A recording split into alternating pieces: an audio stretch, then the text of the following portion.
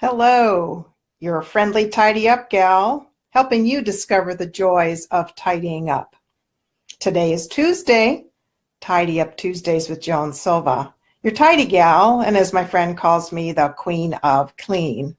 I do enjoy tidying up, and that could mean just about anything to somebody other than me. You have your own definition. Today's topic is whose clutter, who says it's clutter? And it's always in the eye of the beholder, isn't it? This is something that happens between partners, families, spouses, friends, roommates, office mates. And certainly, my husband and I have very different definitions as to what is clutter. And it definitely is within the eye of the beholder. As I was listening to the minimalists, which you can certainly be my guest, they have rich information around all sorts of aspects of living in a minimal way, but really what they come from is meaningful. They're very much in the meaningful aspect. And having a meaningful life, setting values, and picking that which you bring into your life, whether that's clutter, things, relationships, food, and of course, other things like people. And it attaches to how you spend your money. So it really is, again, who says it's clutter? Now, stepping back, my husband and I share a walk-in closet. How many of you share closets with a spouse? And how many of you share closet space with a spouse who is not as neat and tidy as you? So let's just say he sees it differently than I do. However, because one side of a very large walk-in closet is his and one side is mine, suddenly when I walk in, it gives me a sense of imbalance. I'm a Libra after all. We like balance. And makes me feel out of sorts. So here I am walking into my own space, which is his too, as our homes are, as often our cars are, our garages, attics, and basements are. We share that space. So who am I to be bossy and say, by the way, that looks messy, that's cluttery, that drives me nuts, please get rid of it. Here's what I'm recognizing. I'm slow to come to this, mind you. It's taken me 37 years this year. We've been married. Valentine's Day is our anniversary. So happy Valentine's Day to all of you and happy anniversary to us. And we've managed to grind through it and at times really bunt up against each other because who ever thought opposites attract when they marry? Almost all of us. And certainly we pick that in partners. We pick that in relationships and business. We pick that even with clients. We will pick that with children. Well, let's put it this way. They come through us, and isn't it fascinating how they'll be so opposite and oppositional to us? So let me say hello. Hey, Felicia and Susan and Shala and Iris, thank you for joining me. Please give me a comment. Suzanne, thank you for joining me. Now, who says it's clutter? And isn't it in the eyes of the beholder? Yes. So here's the thing. I like things pretty straightforward and clean. So a surface, as soon as it starts to get piled up, now mind you, it could be piled up with things that need to be filed. It could be a very small amount of papers. It could just be the way tchotchkes, designer items, pencil cups, stapler and scotch tape holders, they'll start to bother me on a surface. Isn't that my issue? Well, yes. So then I get to decide for my own desk, my own surface, what I'm going to do with those. I have a tendency to leave it pretty clear. I don't tend to put much on my surfaces, especially when I'm working. It distracts me. My focus starts to go on that, and before I know it, I'm agitated or out of sorts, or I'm paying attention to that and not what I'm actually working on. So what do you consider clutter? Are you in alignment with the person you live with, the kids that may live with you, or your roommates that may live with you? I had that with my office mate years ago. She and I used to talk about this quite a bit. She was very good about noticing that it would be a communal area for her and I, and she would bring it into her own office, which was hers to decide. And I had my office, and then we had a communal waiting room. And she was very respectful of that. We used to talk about that all the time. What do we want out here? And that's my guidance to those of you who find that who you are living with, who you are partnering with, who you have lifestyle with, be sure that you have good questions to ask before you assume that they are cluttery and their stuff is clutter, because to them, it may not be. Isn't that fascinating how a pile over here could drive one person absolutely batwitch, and this one over here, they could have a pile even twice as high and they don't even recognize it. That doesn't bother them. It doesn't agitate them. They don't consider it clutter. So what is clutter? Again, it's in the eye of the beholder. And I feel that good questions help. Can't say I've always been good at that. I sometimes get my little agitated edge on, and before I know it, I'm like, get rid of that stuff before I do. Not a good approach if you want to have a relationship with your partner in a loving way.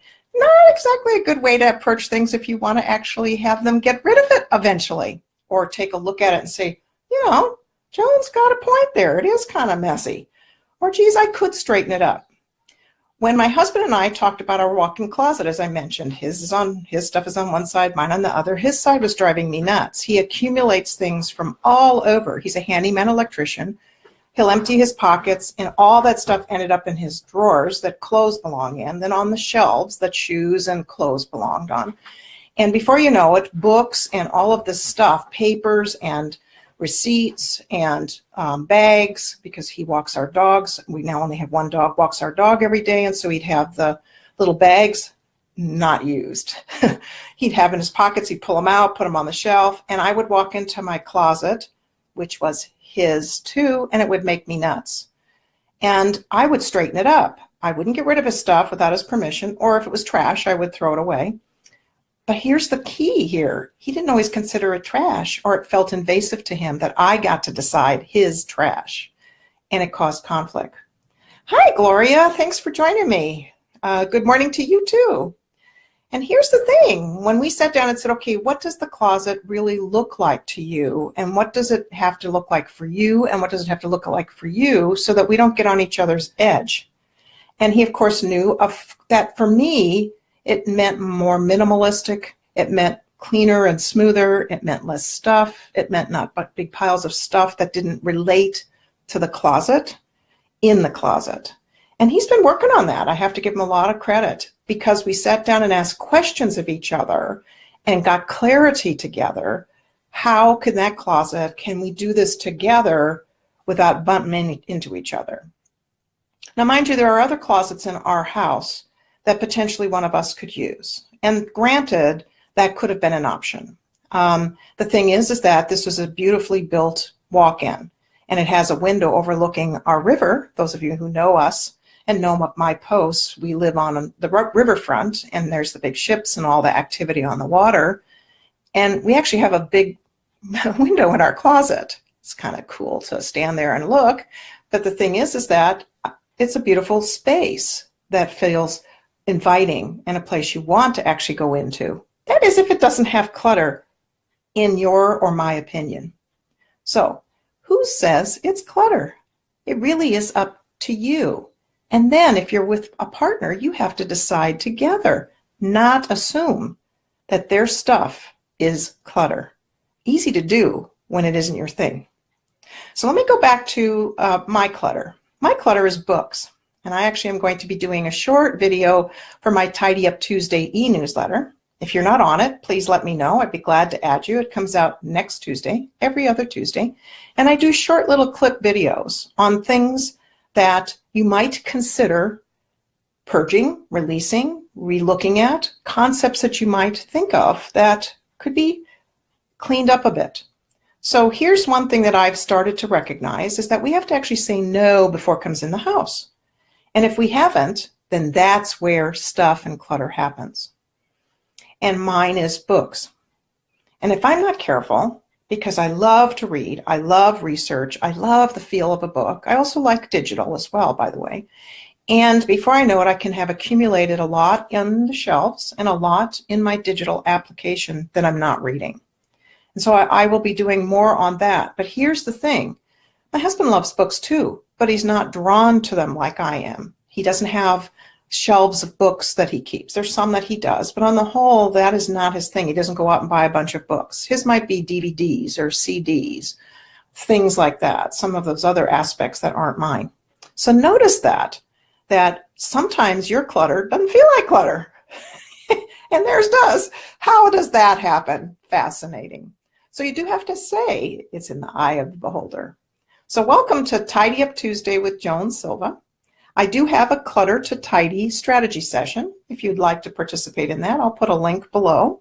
It is on my Your Money Dream website, yourmoneydream.com.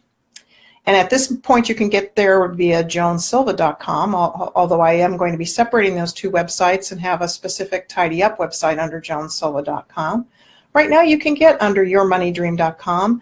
There across the browser bar, you can actually see Tidy Up Tuesday. And under that, you can sign up for that e-newsletter every 2 weeks, Tidy Up Tuesday. And you can also there, if you wish to have a 30-minute help, consult, strategy session, and get to a vision, a focus, because that's the point. Let me help you on your path, because the piles and every room and every drawer and every aspect of your house can feel overwhelming. And let me help in 30 minutes. Let's strategize a vision for you. So just like my husband and I sat down, it's taken us a while to get there, by the way, and said, what is the vision of our joint closet? Why do we have to have it neat and tidy? What does that mean to each of us? What does that look like? That's what I can do with you. Clutter to tidy. Hey, that's a word I can put together.